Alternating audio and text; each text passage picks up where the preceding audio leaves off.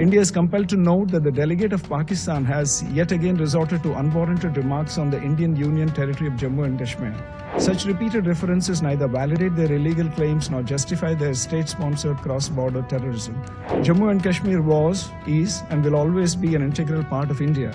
We would advise Pakistan not to try to divert the attention of this forum to drive their parochial and divisive agenda. संयुक्त राष्ट्र सुरक्षा परिषद में भारत ने एक बार फिर पाकिस्तान को कड़ा संदेश देते हुए कहा कि जम्मू कश्मीर भारत का अभिन्न अंग था, है और हमेशा रहेगा। यूएन में भारत के स्थायी प्रतिनिधि राजदूत पार्वथानेनी हरीश ने पाकिस्तान के झूठे दावों को खारिज करते हुए कहा कि वो अपने संकीर्ण एजेंडे के तहत वैश्विक मंचों का दुरुपयोग कर रहा है। संयुक्त राष्ट्र में शांति स्थापना पर हुई बहस के दौरान पाकिस्तान ने जम्मू कश्मीर का मुद्दा उठाने की कोशिश की, जिसे भारत ने तुरंत खारिज कर दिया।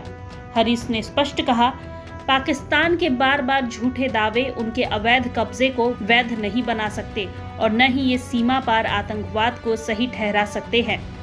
भारत ने सीधे तौर पर पाकिस्तान को याद दिलाया कि वो अवैध रूप से जम्मू कश्मीर के एक हिस्से पर कब्जा जमाए बैठा है, जिसे उसे खाली करना ही होगा। हरीश ने कहा, भारत अपनी संप्रभुता और अखंडता पर कोई समझौता नहीं करेगा और पाकिस्तान को ये समझना चाहिए कि झूठ दोहराने से सच नहीं बन जाता। भारत ने पाकिस्तान को चेतावनी देते हुए कहा कि उसे यूएन जैसे वैश्विक मंचों का दुरुपयोग बंद करना चाहिए। हरीश ने कहा, हम पाकिस्तान को सलाह देंगे कि वो यूएन का ध्यान भटकाने की कोशिश न करे और अपने देश की वास्तविक समस्याओं पर ध्यान केंद्रित करे। UN peacekeepers today have to contend with the presence of non-state actors, armed groups, terrorists, as well as transnational criminal networks. Technological advancements have created new challenges in the form of misinformation, disinformation, and malinformation and hate speech, new age weapons, including drones, IEDs, etc. These are but a few new realities that peacekeepers are up against. Second, adapting peace operations to new realities cannot happen unless those on the ground, the troop and police contributing countries, are made part of the mandate formulation process at every stage. Third, countering modern challenges to peacekeeping demands that missions are adequately funded and resourced. Resources need to be commensurate with the mandate. The current state of uncertainty over funding and the mandate resource mismatch is neither sustainable nor comforting nor desirable, particularly for countries from the global south who contribute the lion's share of troops. Fourth, rationalization of peacekeeping missions is essential for the efficient allocation of resources. Redundant missions that continue on political life support without operational rationale only for propaganda purposes divert resources from urgently required peacekeeping missions and undermine the credibility of the UN. Fifth, with respect to peace building by peace operations, Madam President, national ownership should remain the core principle in all peace-building initiatives and activities. We encourage greater coherence and coordination between resident coordinators and the UN entities to support the national peace-building priorities of host states by peace operations, including during the mission transition. Further, we strongly support the WPS and the YPS agenda and greater engagement of the Peacebuilding Commission with international financial institutions to provide financing for peace-building activities. Sixth, adapting peace operations to new realities also involves enhancing the critical role of women peacekeepers, both qualitatively and quantitatively. I'm pleased to share that in February this year, India organized the first ever conference for women peacekeepers from the Global South, bringing together representatives from 35 troop and police contributing countries to deliberate on this key issue. It is no longer a question of whether women can do peacekeeping. Rather, it is about whether peacekeeping can do without women. Seventh, peacekeeping is not a zero-risk effort. Safety and security of peacekeepers must remain paramount.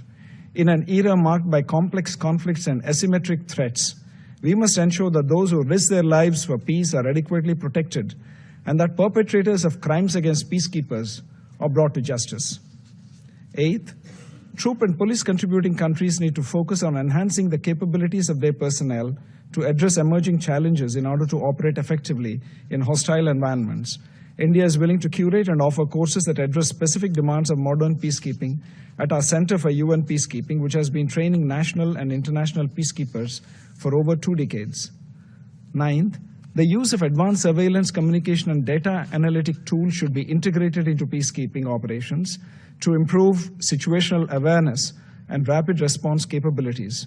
India stands ready to share its expertise as a technology enabler in this regard. 10th, even as we deliberate on adapting peace operations to new realities, it's important to acknowledge that peacekeeping missions cannot exist in perpetuity. Missions need to have viable transition plans and exit strategies that ensure that peace sustains. Lastly, peacekeeping cannot be the sole solution to conflicts. Peace holds when peacekeeping operations are accompanied by political solutions. These can only emerge when there is coherence within the UN Security Council. It is thus imperative to reform the Security Council in both categories to make it more reflective and representative of current geopolitical realities. Madam President, India is compelled to note that the delegate of Pakistan has yet again resorted to unwarranted remarks on the Indian Union territory of Jammu and Kashmir. Such repeated references neither validate their illegal claims nor justify their state-sponsored cross-border terrorism. Jammu and Kashmir was, is, and will always be an integral part of India. Pakistan continues to illegally occupy the territory of Jammu and Kashmir, which it must vacate. We would advise Pakistan not to try to divert the attention of this forum to drive their parochial and divisive agenda. India will refrain from exercising a more elaborate right of reply. In conclusion, India, a nation deeply committed to the principles of multilateralism and global peace, has been a steadfast partner of the United Nations in its peacekeeping endeavors. With a history of deploying nearly 300,000 troops across more than 50 missions as of date, we pay tribute to more than 4,000 UN peacekeepers, including 182 Indian personnel, who have made the ultimate sacrifice in the service of peace, and towards that, seek the earliest completion of the memorial wall in their honor. And as we look to the future, India reaffirms its unwavering commitment to UN peacekeeping and pledges its continued support to the UN in its pursuit of international peace and security.